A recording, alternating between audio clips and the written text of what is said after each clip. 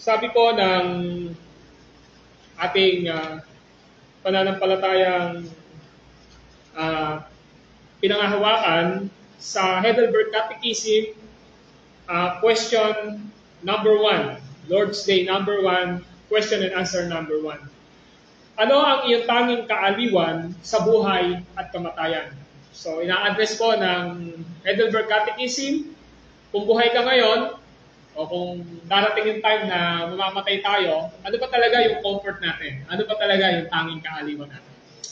At ganito po ang sagot. And this is comforting sa buhay po ng bawat isa. Ganito ang sagot, and I quote, na ako na may katawan at kaluluwa, dito sa buhay o kamatayan, ay hindi nabubuhay para sa aking sarili, kundi ako ay para sa aking tagapagligtas na si Jesucristo. Siya, sampu ng kanyang banal na dugo, ay ganap na nagtubos sa lahat ng aking kasalanan at iniligtas ako mula sa kapangyarihan ng dyablo. At ngayon, ako'y kanyang iniingatan na kung hindi ipapahintulot ng amang nasa langit, ay walang hidlang buhok na malalaga sa aking ulo. Totoo, na lahat ng mga bagay ay umaayon sa aking kaligtasan. Kaya nga, sa pamamagitan ng kanyang banal na Espiritu, ay tinitiyak niya sa akin ang buhay na walang hanggan at ginagawang tapat at handa na mabuhay para sa kanya. Mapakayaman sa mga footnotes nitong binanggit ko sa inyo. Galing po sa Heidelberg Catechism. Isa lang naman po ang gustong ipakita rito na kung buhay tayo ngayon, o kung kukunin tayo ng Lord, nasaan talaga yung kaaliwan natin? Nasa external na kalagayan ba natin? I mean, ito ba ay dahil sa malakas yung katawan natin? Kasi time will come, darating po sa ayon sa gusto natin na hihina yung katawan natin, di ba? Maaaring kuhanin tayo ng Lord sa iba't ibang mga pamamaraan. O doon sa status ng buhay natin, dahil tayo ay may mga material na bagay, bagamat di po masama, doon ba? O kaya naman ay dahil sa mga status natin sa ating mga buhay. Pinapakita ng confession na ito ng Heidelberg Catechism na ang katotohanan po, bagamat kailangan natin yon, wala doon yung totoong comfort natin, di ba? Kaaliwan natin. Dahil ang tunay na kaaliwan natin at comfort natin ay wala pong iba kundi ang ating Panginoong Jesucristo. Sabi ho ng ating binasa na sa mabuhay at sa mamatay, ang ating buhay na ito ay para sa ating Panginoong Jesucristo. Itong buhay na ito na meron tayo ay para sa ating Panginoong Jesucristo. Meaning, anuman ang sitwasyon ng buhay natin, good and bad, sa paningin natin, ang mahalaga po sa atin ay sa ating Panginoong Jesucristo. Mga kapatid, gusto kong i-address sa ating pag-aaral ngayon na walang magbibigay ng contentment sa atin o kasapatan sa ating buhay, kundi ang ating Panginoong Jesucristo. Alam niyo po, everything na meron tayo sa katawan natin, sa mga nakapaligid sa ating mga mahal natin sa buhay, sa mga ibinibigay ng Lord sa ating mga pagpapala, lahat ng ito ay maaaring mawala at hindi magbigay na sapat na kakontentuhan sa ating buhay. Subalit ang ating Panginoon Jesucristo ay hindi nagbabago ng kanyang pakikitungo, ng kanyang paggawa sa ating mga buhay. At nasa kanya ang totoo nating kasapatan. Ngayong umaga, nais ko pong himingin sa inyo na buksan niyo po ang Filipos chapter 4, verse 10 to 13. At ito ang ating unang pag-aaral dito sa pagsisiris ko sa Filipos chapter 4, verse 10 to 13. Ganito po ang sabi ng salita ng Diyos. Once again, Filipos chapter 4, verse 10 to 13. Ganito po ang sabi ng salita ng Diyos. Anong laki ng aking kagalakan sa Panginoon, sapagkat minsan ko pang nadama ang inyong pagmamalasakit sa akin. Pagkaraan ng mahabang panahon, alam kong hindi ninyo ako nalilimutan. Kaya lang wala kayong pagkakataong matulungan ako. Sabi ko ito hindi dahil sa kayo'y hinahanapan ko ng tulong.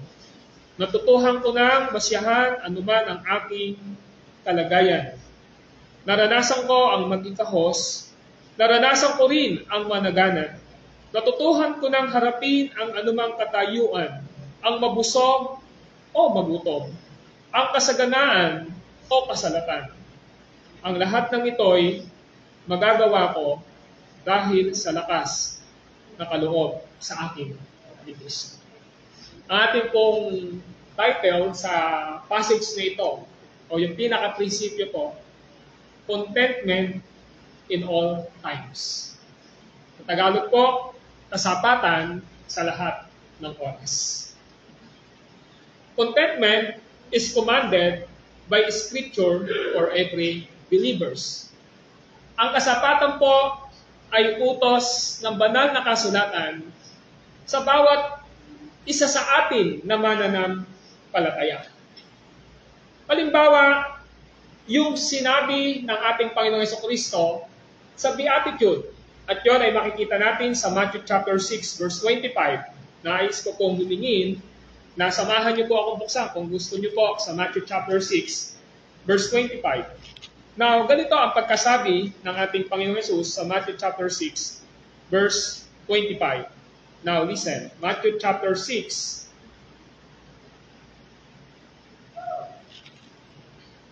verse 25. Kaya't sinasabi ko sa inyo, huwag kayong mabagabag tungkol sa pagkain at inumin na kailangan ninyo upang mabuhay o tungkol sa damit na kailangan ng inyong katawan. Hindi ba't ang buhay ay higit na mahalaga kaysa pagkain at ang katawan kaysa sa pananamit? Now, alam natin na itong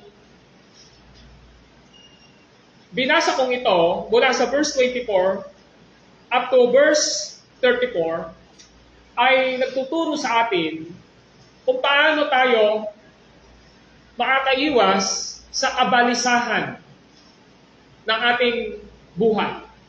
Yan yung sinasabi rito. Kabalisahan at kabagabagan sa buhay natin.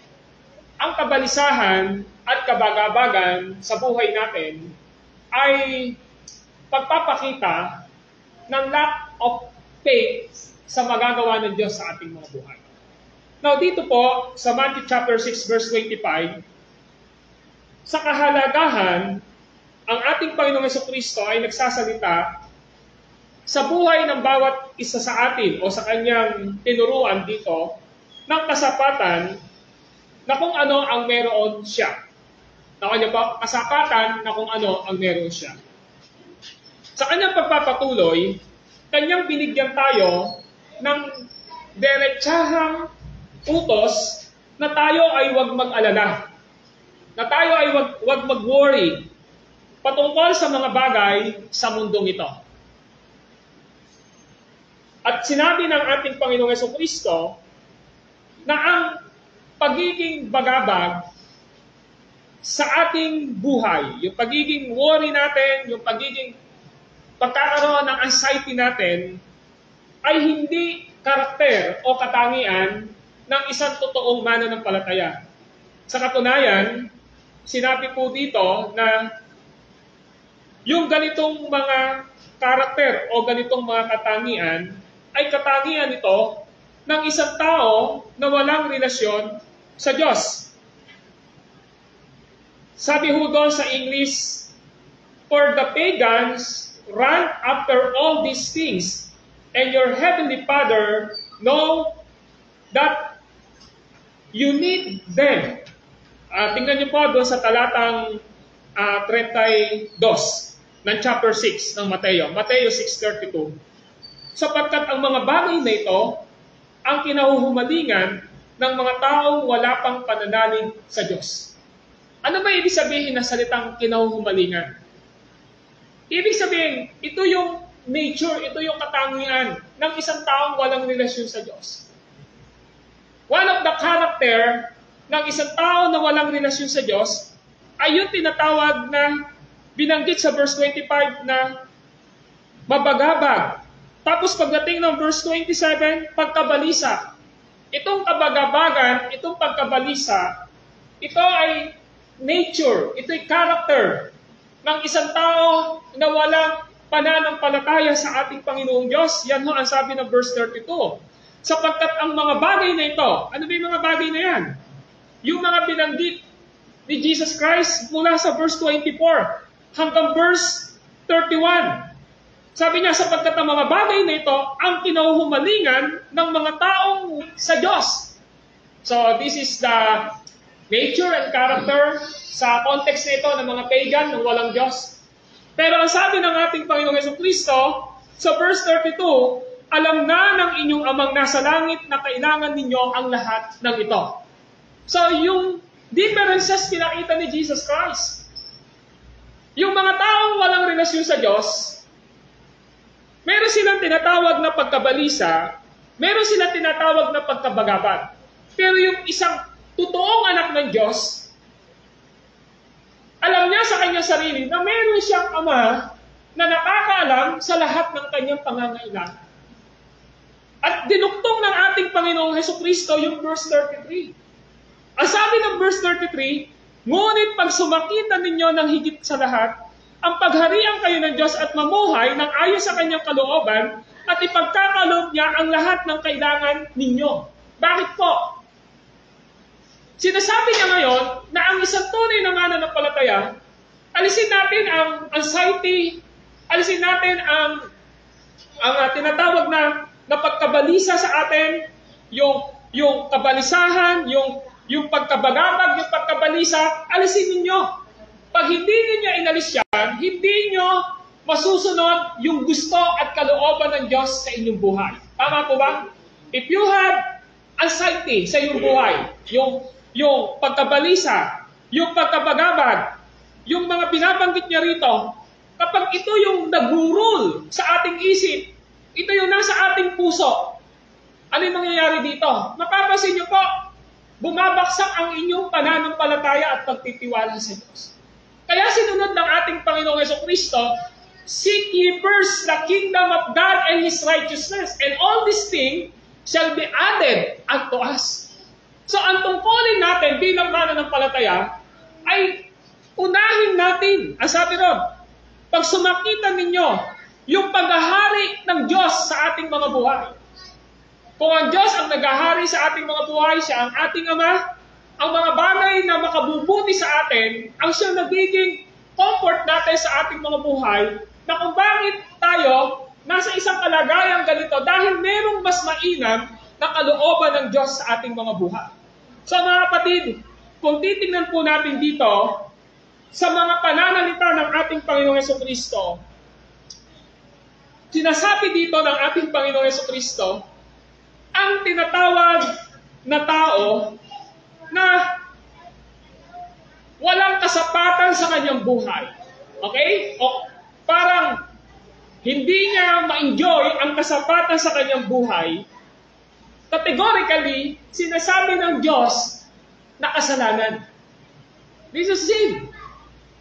Kasalanan po sa ating Panginoong Jesucristo, yung wala tayong contentment sa ating mga buhay dahil nagdadala ito sa atin ng pagkabalisa, nagdadala ito sa atin ng pagkabagabag.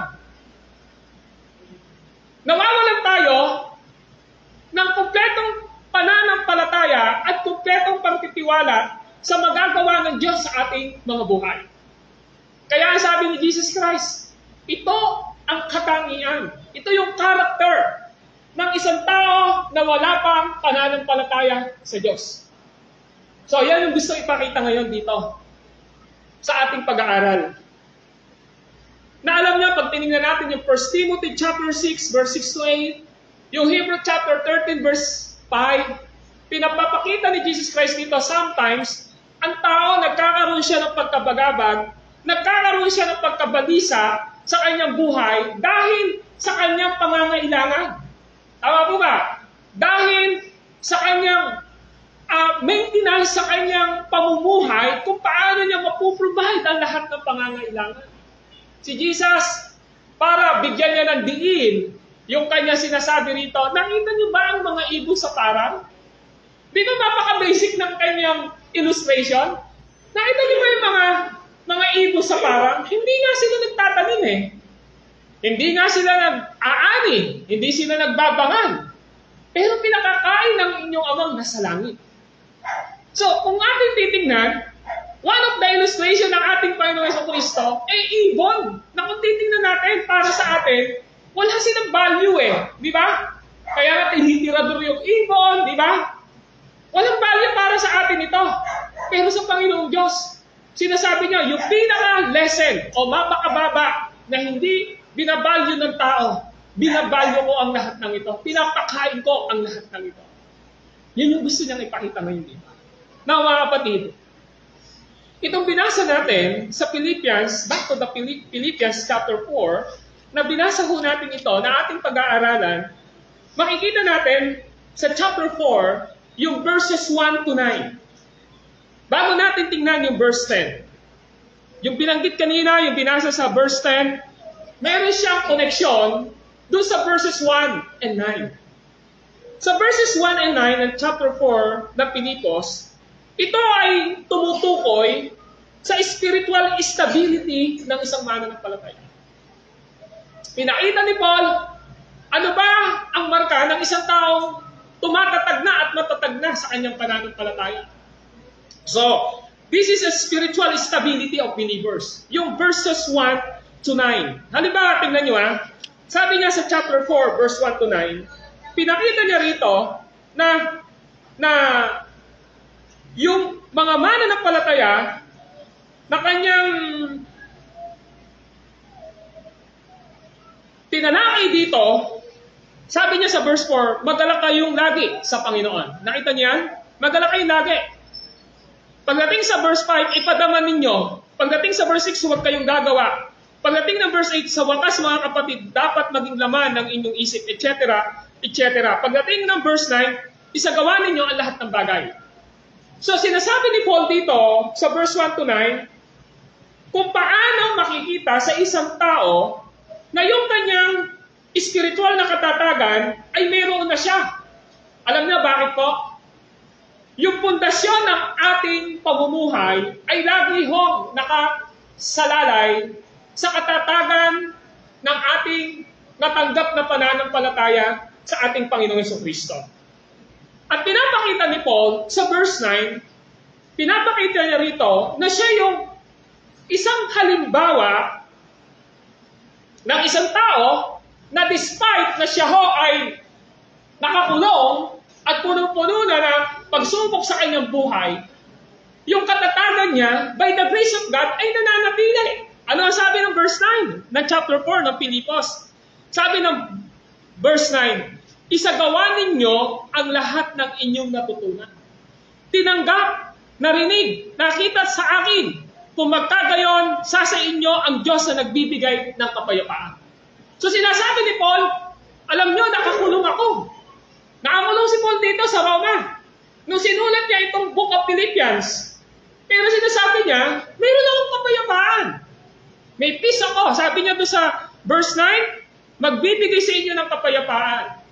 Sabi ni Paul, yung lahat ng natutunan nyo sa salita ng ating Panginoong Diyos, dapat yun yung basis ng inyong pamumuhay, despite na mayroon kayong mga trials na dinadaanan nyo, upang magkaroon kayo ng kapayapaan sa inyong mga buhay.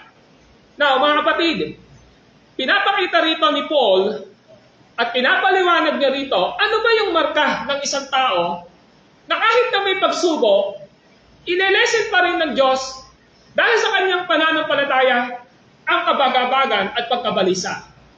Now, pinapakita ni Paul dito ngayon ay ito. Si Apostol Pablo, by the grace of God, pinatatag ng Diyos yung kanyang pananampalataya. Ano ba ang sitwasyon ni Apostol Pablo? May tatlong bagay. Una, si Apostol Pablo nakakulong sa Roma. Nang isulat niya ito. Literally, nakakulong siya. Mababasa natin to sa Acts chapter 28. Ano pa? Si Apostol Pablo, ina-anticipate niya, inaasahan niya na sa kanyang pagharap kay Haring Nero ay hahatulan siya ng kamatayan. Hahatulan siya. Kaya siya nakakulong sa Roma nung siya ay umupa ng bahay. Later on, i-execute siya ni Haring Nero. Ni King Nero. Ina-anticipate na niya yun na pag ako hinatulan ni Haring Nero, mapupugutan ako ng ulo. At yun na ngayon nangyari dahil sa 2 at saka 1 Timothy, that is the last will testament ni Paul kay Timothy sa pastoral epistles, pinugutan po siya ng ulo. Yan yung ina-anticipate ni Apostle Paul. And thirdly, pinakita ni Paul dito sa kanyang letter na ito, pagkatapos ng maraming mga taon, na hindi siya natulungan ng mga taga-Pilipos, ng mga mananampalataya sa Pilipos, na siya ang nagtayo, ginamit ng Diyos. Apostle Paul is the church planter, at ang ginamit ng Panginoon kung bakit natayo po ang Church of Philippians, dahil kay Apostle Paul, this is part of his missionary journey. Church planting niya. Alam niyo, 10 years hindi siya natulungan. Alam siyang in-expect na tulong dito sa mga naitanim niyang church na ito sa Philippians. Pero alam niyo po, tuwang-tuwa si Paul. Nasa kabila po ng 10 years na hindi siya naalala na tulungan ng kanyang mga kapatid, na kanyang pinagbuhusan ng panahon, nung pinasisimulan niya yung gawain at nagpadala siya ng mag-shepherd sa kanila. Alam niyo, makikita natin kay Paul, hindi sumama yung loob ni Paul. Hindi sumama yung loob ni Paul na sinabi niya, hindi niyo man lang ako tinulungan ng 10 years. Hindi. Makikita natin kay Apostol Pablo, galak na galak siya, pinahayag niya ang kanyang pagpapasalamat sa pangatulong na binigay ng mga taga-Pilipos na ito. At yan ay makikita natin sa chapter 4, verse 18 to 20. Napakaganda ng pananaw ni Paul kung paano niya tinitingnan ang sovereignty ng Lord despite na walang support sa ministry, sa church, itong mga taga-Pilipos, para sa gawain ginagawa ni Paul, hindi siya nagdamdam. Meron siya kanalaan na nag-express ng kanyang nararamdaman sa chapter 4, verse 18. Now listen, narito ngayon ang katibayan ng labis na kaloob ninyo sa akin. Higit pa sa aking pangangailangan ng tulong ninyo sa akin. Nadala ni Epaprodito. Ang mga ito'y masamuyong handog sa Diyos. Mga haing kalugod-lugod sa Kanya. At kaaya-aya sa Kanya. At buhat sa kayamanan niyang hindi mauubos, ibibigay niya ang lahat ng inyong kailangan. Sa pamamagitan ni Kristo, purihin ang ating Diyos at Ama magpakailanman. Amen. So nakita niyo kung paano in-express ni Apostle Paul ang kanyang gratitude. Hindi siya nagkaroon ng sama ng loob, hindi siya nagkaroon ng tampo, despite of 10 years na hindi siya tinulungan. Pero nung binigay na sa kanya, eto, pinapadala namin kay Paul. Sabi ni Epaprodito, dala-dala niya. Galak na galak si Paul. Alam niyo, one of the topic ng Pilipos, rejoice in the Lord always. At alam niyo, napakaganda rito, no? Na ikaw ang nakakulong.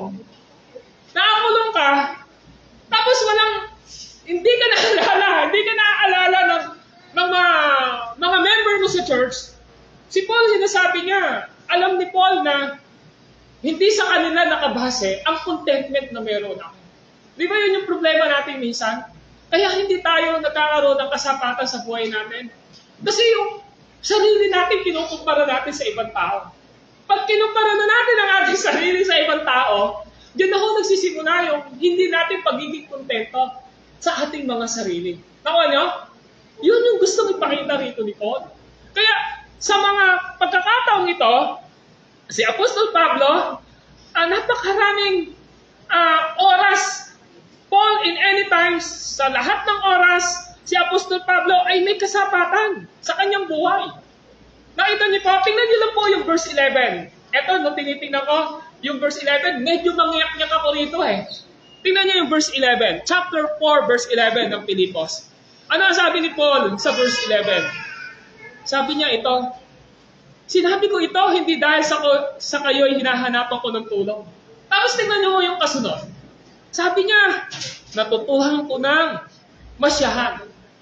Anuman ang aking kalagayan. Nakita niyo yung pagiging kontento ni Paul? Ito yung kalagayan ko eh. Wala akong magagawa.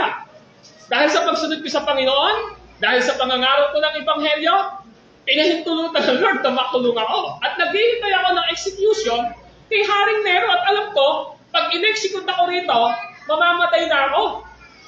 Kaya sabi ni Paul, tingnan niyo ha, naranasan ko na eh. Sabi niya, natutuhan ko na. Natutuhan ko na ano? Ang masyahan. Just imagine masyahan. Parang tingnan mo si Pablo, nakakulong, parang may itlog eh, di ba? Nasisiyahan pa siya na nando siya. Alam niyo, nung sinabi niyang nasiyahan siya, alam niyo bakit? Nung nasa kulungan siya, mas marami pa raw nakarinig na salita ng Diyos. Tingnan niyo po ang chapter 1. Sabi niya sa chapter 1 ay ito. Sinabi niya dito. Okay, sa verse 7. Chapter 1, verse 7. Marapat lamang na pahalagahan ko kayo ng ganito. Yung mga taga-Pilipos ko. Sapagkat kayo'y mahal sa akin. Naging kahati ko kayo sa pagpapala ng Diyos noong pamang ako'y nagtatanggol at nagpapalaganap ng mabuting balita. Maging gayong nakabilanggo ako. Nakita niyo, no? Sinusulat niya. Tapos verse 8, nalaman ng Diyos na ang pananabik ko sa inyo ay kasinlaki ng pagmamahal sa inyo ni Kristo. Tapos, pagdating po ng verse 12, ibig kong malaman ninyo mga kapatid, na ang nangyari sa akin ay nakatulong ng malaki sa ikalalaganap ng mabuting balita. Nalaman ng mga bantay sa palasyo at ng iba pang narito na ako'y nabilanggo dahil sa pagiging tagasunod ni Kristo. At ang karamihan sa mga kapatid ay lalong tumibay sa kanilang pananalig sa Panginoon.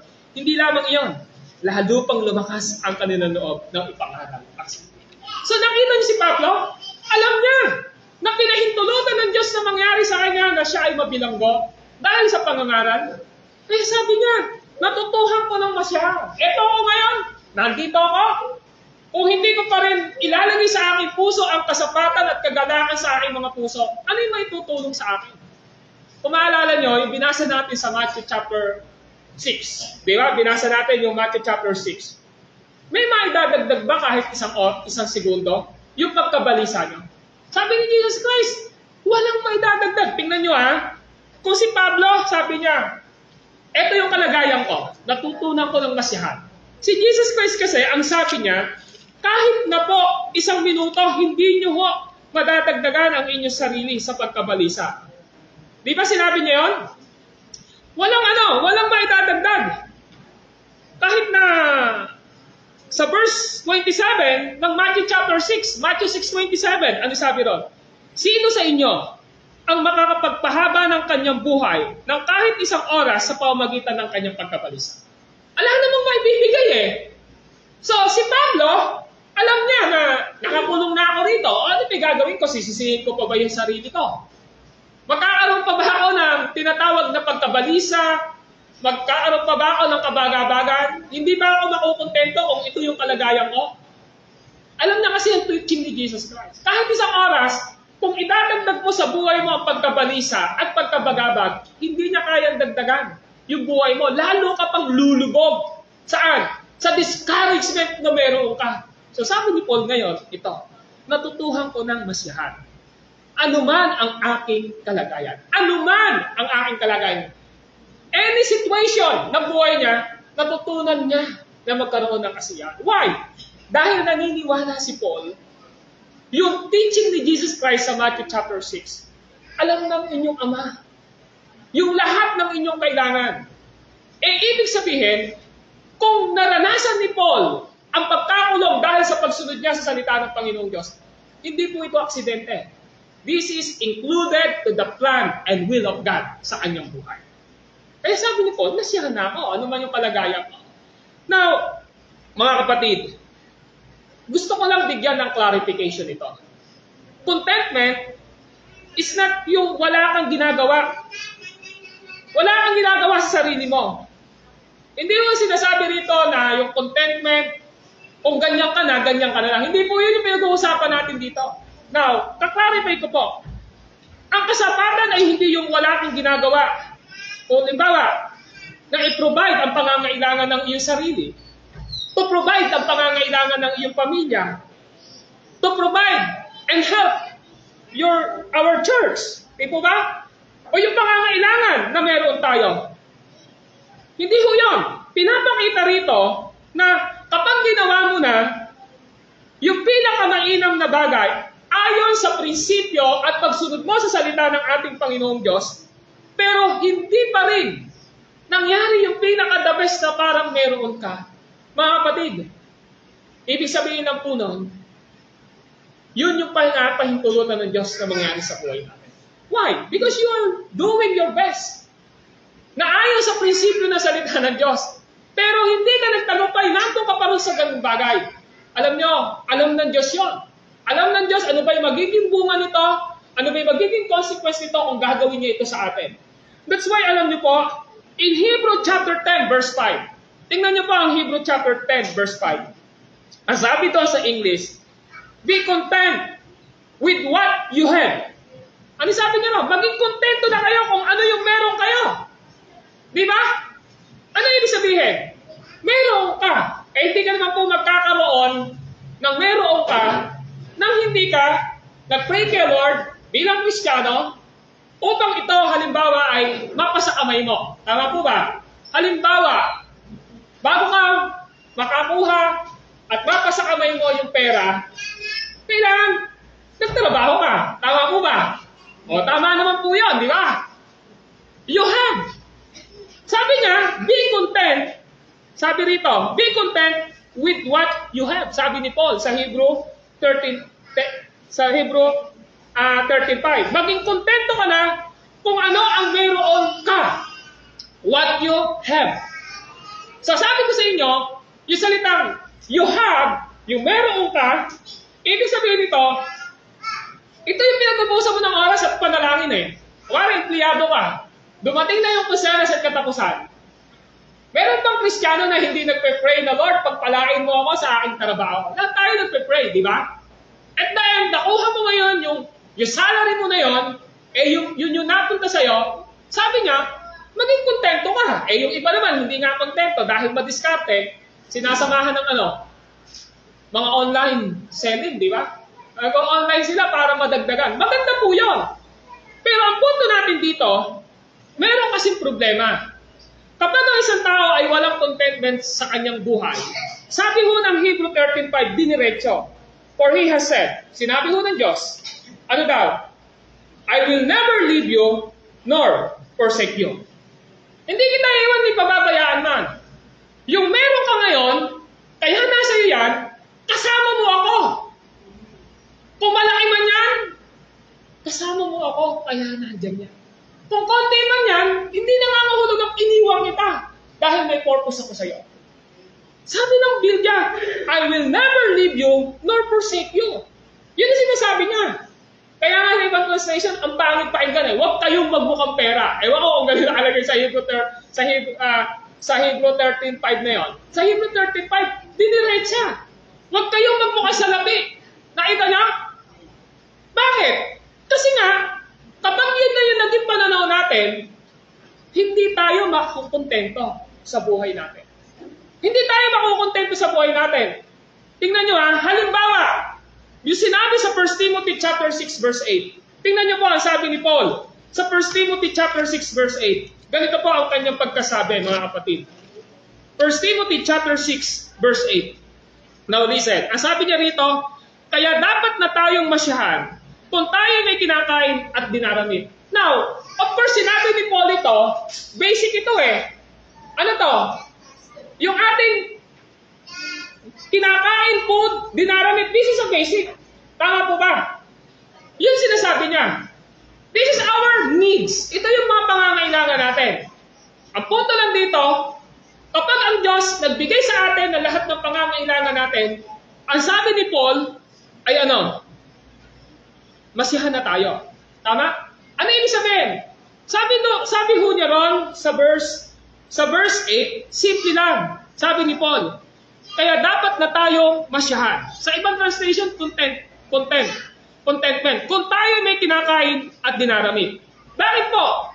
Kasi ang sabi niya sa verse 9, ang mga nagnanasang yumaman sa anumang paraan ha, yung anumang paraan dito, by hook and by crook, gusto mo na yumaman ka, pero hindi ayon sa salita ng Panginoong Diyos, ang sabi ng Biblia ay ito, sa verse 9, ay mauhulog sa tukso at sa bitag na masamang hangaring, magtutulak sa kanila sa kapahamakan.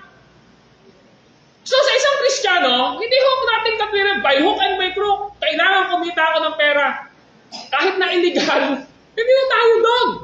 Hindi mo masama na yumaman, hindi masama na mag-exist pa yung blessing ng Lord sa atin, kung ang lahat ng ito is according to the will and according to the principle of God's Word. Pero kung hindi na po, sa anumang paraan, hindi ho yung pinapahintulutan ng ating Panginoong Diyos. Nakita niyo po yung punto ni Paul dito? Nakita niyo po yung punto ni Paul? Now, mga kapatid, listen. The purpose of godliness with contentment is to avoid greedy craving for riches which leads to ruin. Yung gusto yung makita ni Paul dito. Kaya sabi niya, kung meron kayo, kasi yung godliness po, na binabanggit dito, godliness with contentment sa English po, yung verse 8. Ano ito? Meron tayong kakontentuhan ng merong kabanalan. Tingnan nyo, yung sinasabi ni Paul, godliness with contentment is a great gain. Ano ibig sabihin dito? Ang layunin po ng pagiging maka-Diyos natin at sinasamahan ng kasapatan, ito yung nagiging guard. Ito yung nagiging protection natin upang hindi tayo maging greedy. Alam niyo salitang greedy? Sakit. Greedy craving, yung parang, yung craving po, takaw ka na. Yung ngasim ka na yumaman ka. Pero, ang problema naman, hindi mo naisip na ang dulo nito, nalalayo ka na sa Diyos. Na uuwi na sa isang kapahamakan. So, think about this. Hindi mo nagtuturo ang Diyos na masamang kumita. Pero ang sinasabi niya, kung ang lahat ng ito, sa way natin ay hindi way ng Panginoong Diyos, yun yung ina-avoid ng ating Panginoong Diyos. And that is greedy craving na po sa buhay natin. Amen? Yun yung gusto pakita rito. Now, in order for us to avoid yung walang kasiyahan at kasapatan sa buhay, kayaan natin ang salita ng Diyos dito sa passage sa Pilipos chapter 4, ang magsalita sa atin at magturo sa atin na gusto na maging prinsipyo ng Diyos sa buhay natin through Apostle Paul. Now, listen. Magkakaroon ka ng contentment sa lahat ng bagay. Una, kapag nagtiwala ka sa probidensya at gawa ng Diyos sa iyong buhay. Sa English, by confidence in the providence of God. Now, tingnan niyo po ang Pilipos 4:10. Ano sabi ng Pilipos 4:10? Sabi ng Pilipos 4:10, anong laki ng aking kagalakan sa Panginoon, sapagkat nisang ko pang nadama ang inyong pagmamalasakit sa akin. Pagkaraan ng mahabang panahon, alam kong hindi ninyo ako nalilimutan. Kaya lang, wala kayong pagkakataong matulungan ako. Now, alam natin yung context. Ang context po dito, si Paul nakakulong. Nakakulong siya dahil sa kanyang paglilingkod sa Diyos. Sabi ko kanina, matagal na hindi nagbigay ng support kay Apostle Paul ang mga taga-Pilipos. Pero ang sabi ko kanina, kailanman ay hindi nagdamdam si Paul. Now listen. Ano ba ibig sabihin ng salitang providence? Providensya. Ang salitang providensya means God is in complete control of all things. Paniniwala ni Pablo, pinakita niya rito lahat ng bagay, ay ibig sabihin, ang Diyos ay kumpletong nagpukontrol ng lahat ng bagay. So kung nakulong si Pablo, alam ni Pablo na pinahintulutan ng Diyos yun. Kung hindi siya tinulungan ng mga taga-Pilipos, pinahintulutan ng Diyos yun. Kung tinulungan man siya ngayon, pinahintulutan ng Diyos yun. Nakuha niyo po ito natin dito? Now, mga kapatid, kung inyong titingnan, sabi ko, hindi nagdamdam si Pablo. Kasi sabi ng verse 10, tingnan nyo sa bandang dulo. Sabi niya sa verse 10, alam kong hindi ninyo ako nalilimutan. Di ba mapaka-optimistic ni Pablo? Positive siya eh. Kahit 10 years na siyang hindi tinutulungan, ang sabi niya, alam ko hindi niyo ako nakakalimutan. Nakuha niyo yung punto? Tapos dinuktong niya ngayon, ay ito. Kaya lang, tingnan niyo karugtong niya, kaya lang, kasi wala kayong pagkakataong matulungan. Nagdamdam ba siya? Hindi. Bakit hindi siya nagdamdam? Kasi nga, inikilala niya yung providensya ng Panginoong Diyos.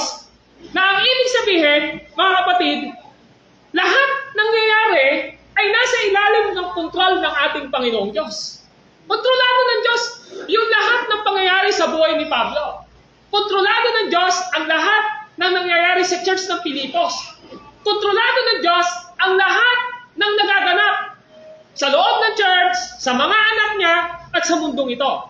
Now, sabi ni John MacArthur dito ay ito. 10 years have passed since the last Philippians gift was sent to Paul. 10 years since the last expression of their love. Paul was the founder of their church. They had love band, but for 10 years, there had been no support. Nakita niyo sabi ni Pablo? Kung titignan natin, halos 10 taon, itong mga Philippians nito, noon na sila nagpadala ng regalo kay Paul. Kasi nga nakakulong na siya. Nakita niyo? So sabi niya, siya yung nagtatag ng simbahan. Sinabi nga ni Paul, ama niyo ako, di ba? Para akong isang ama na kayo mga anak ko, na nilid ko kayo sa Panginoong Diyos. Yun yung sinasabi niya eh. Di ba? Meron tayong bigkis ng pagmamahalan dahil sa pananampalataya kay Kristo. Di ba? Sinasabi niya, nung nandyan ako, may mga pangako kayo sa akin. Di ba? Ganun eh, may pangako kayo sa akin, pero after 10 years, di nyo man lang tinupad. Hindi niya sinabi, hindi siya nag-negative. Kundi ang sabi niya, eto ngayon, sinusuportahan niyo ako. Ano yung na-observe natin dito? Ito observation ko. Kung ikaw si Apostol Pablo, ano mararamdaman mo? 10 years! 10 years! Hindi ka inalala. I think, magkakaroon tayo ng iba't ibang damdamin. Damdamin dito, di ba? Pero alam nyo, parang kay Apostol Pablo, okay lang. Ayos lang. Hindi kayo sabi niya, ayos lang. Alam ko naman, di nyo ako nakakalimutan eh. Nasa isip nyo ako lagi, sinasama nyo ako sa prayer. Di ba? Yun nga lang alam ko, wala kayong pagkakataon makatulong sa akin. Di natin alam, bakit di sila makatulong? Baka yung iba, wala naman din talagang maibibigay. Di ba? Ganun eh. Baka yung iba may sakit. Baka yung iba talagang walang-wala. Naiintindihan po lahat yun. Kung titignan natin, sabi ni Paul, pinatitignan natin, alright na, kahit di nyo ako, alam ko hindi nyo ako nakakalimutan. Alam ko, mahal nyo ako. Alam ko, bilang pastor ninyo, mahal nyo ako. Yun ang sabi ni Paul dyan. Pero ito, makikita natin. He understood that. Naunawaan niya. Naunawaan ni Paul lahat yun. Maaaring sinasabi ni Pablo rito na simple lang. Kasi wala kayong pagkakataong matulungan. Hindi natin alam kung ano yung reason. Bakit nga wala silang pagkakataong makatulong sa kanya? Di ba kasi hindi naman binanggit eh. Yun nga lang siguro. Posible na yung iba, ganire, yung iba ganon, maaaring mix ng positive at saka negative. Pero, ito yung point. Pinapakita ngayon ni Pablo rito, ay ito. Hindi mahalaga kung ano yung nakaraan. Tama niya? Hindi na niya. Ganun si Paul eh. Yung nakaraan na sa kanya, ayaw na niyang balikan eh. Ang mahalaga kay Pablo, ano yung ginagawa ng Diyos ngayon sa mga taga-Pilipos? Tama niya? Yung nakaraan kay Pablo, ayaw na niya yun. Kasi totoo naman eh.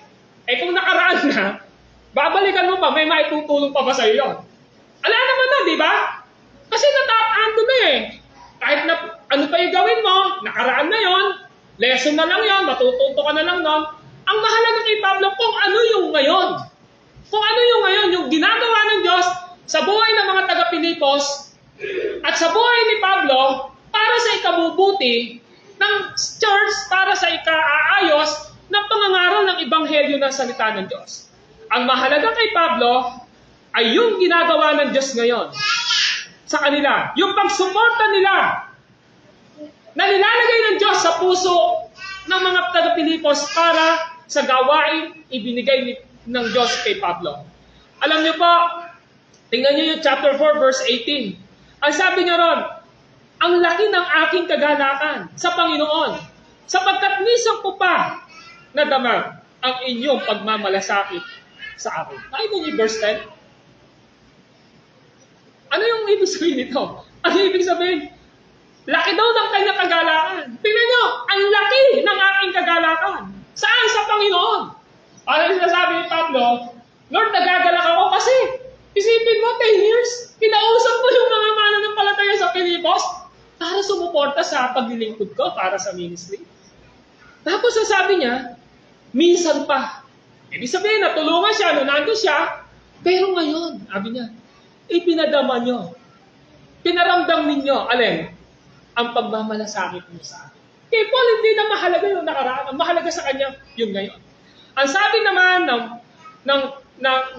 sabi pa rito, tinulungan nila ang ministeryo ni Pablo nang siya ay nakakulong dahil sa pangangaral ng salita ng Diyos. Binasa natin yun sa chapter 1, verse 12 to 14. Ano yung point po dito?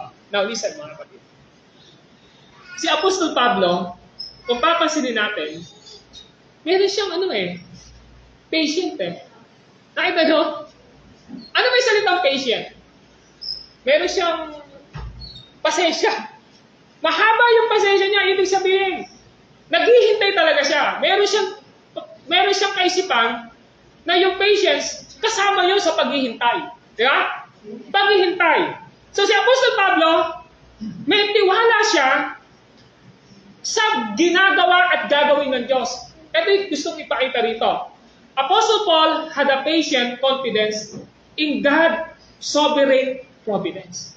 Si Pablo, ang pinagtitiwalaan niya, alam niyo kung ano po, hindi ho yung tao eh.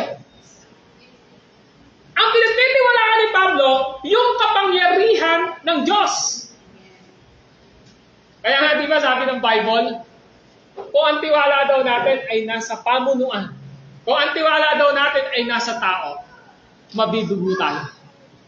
Pero kung ang ating tiwala ay nasa ating Panginoong Diyos, mangyari man o hindi, mananatili pa rin tayo na may kasapatan sa ating buhay. Amen po ba? Sinasabi na yun dito, yun yung pinakamaganda kay Paul. Nagtitiwala siya na ang Diyos ang may control ng lahat ng bagay. Nagtitiwala si Pablo na alam ng Diyos kung ano yung kailangan ng Philippians Church, alam ng Diyos kung ano yung kailangan ni Paul. At yan yung tinignan natin sa Matthew chapter 6. Alam na ng inyong amang nasa langit ang lahat ng inyong mga kailangan. Subalit, unahin nyo ang kanyang kaharian at ang kanyang katwiran at ang lahat ng pangangailangan ninyo ay idadagdag o ibibigay niya sa inyo. Ano yung pupunto natin dito? So, yun yung paniniwala ni Pablo. Yan yung sinasabi ng revelasyon ng banal na Espiritu sa pagsulat ni Apostol Pablo na salita ng Diyos. Nakita po natin, mga kapatid, sa lahat ng buhay ni Pablo, si Pablo alam niya. Hindi ko tinataas si Paul dito. Tinataas ko rito kung paano gumagawa ang Diyos sa buhay ni Paul. Si Lord yung bida rito, hindi si Paul sa kanyang aral na ito. Alam ni Apostol Pablo kung ano yung buhay na meron siya. Pinagkatiwala niya ito.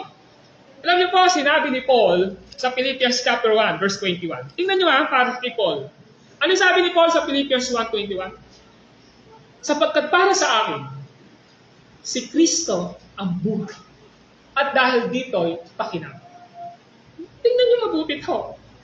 Sabi ng verse 22, ito, ngunit ko sa pananatili kong buhay ay makakagawa ako ng mabubuting bagay. Hindi ko malaman ngayon kung alin ang aking pipiliin sa dalawang hangarin ito. Ang ibig ko'y pumanaw na sa buhay na ito upang makapiling si Kristo. Ni Kristo. Yamang ito, lalong mabuti para sa akin. Verse 25. Sa kabilang dako, kung mananatili akong buhay, ay makabubuti naman sa inyo. So nakita nyo? Mamatay man siya, mabuhay man siya, para kanino daw siya?